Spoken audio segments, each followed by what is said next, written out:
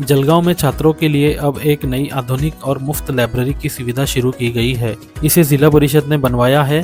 जिला परिषद के 20% फंड से Vidya Niketan school GS ground में ये एसी वाली लाइब्रेरी बनाई गई है और ये सभी छात्रों के लिए खुली है। ये लाइब्रेरी छात्रों को शांत, सुरक्षित और अच्छी जगह में पढ़ने के लिए बढ़ावा देंगी।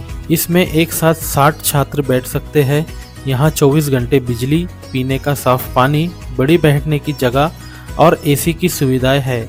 मुख्य कार्यकारी अधिकारी मिनल करनवाल के विचार और कोशिशों से ये लाइब्रेरी शुरू हो पाई है। उन्होंने बताया, छात्रों को पढ़ने के लिए सही जगह, सुविधाएं और अच्छा माहौल मिलना चाहिए। इसी सोच के साथ जिला परिषद के पैसों से ये लाइब्रेरी बनाई गई है। ज्यादा से ज्यादा छात्र इस सुविधा का फायदा उठाए, यही हमारी अपील है। जिला परिषद को भरोसा है कि छात्रों के पढ़ने के लिए ये माहौल न सिर्फ पढ़ाई में मदद करेगा बल्कि मानसिक रूप से भी उन्हें अच्छी ऊर्जा देगा। ये पहल से जिला परिषद ने शिक्षा के विकास में एक बड़ा कदम उठाया है। इससे पढ़ाई का माहौल और बेहतर होगा।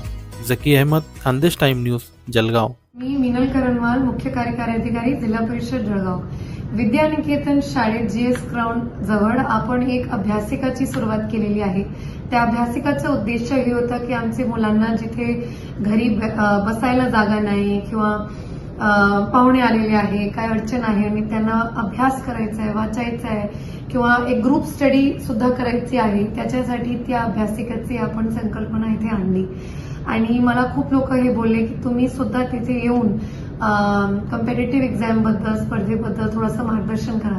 तर या शुक्रवारी, येत्या शुक्रवारीला 11 वाजता मी त्या अभ्यासिकेला येणार आहेत आणि 1 तास फक्त जितके मुलं तिथे येणार आहेत, कुठल्याही कॉम्पिटिटिव्ह एक्झाम बद्दल तुम्हाला प्रश्न असेल तर ते मी तिथे उत्तर देते। एक जनरल टेक्निक असते कॉम्पिटिटिव्ह एक्झामिनेशनची, त्याचे 4-5 पॉइंट असतात, त्यावरही चर्चा करू। बाकी काय करिअर काउन्सिलिंगचे तुमच्या डोक्यात प्रश्न असेल त्यांनाही घेऊ।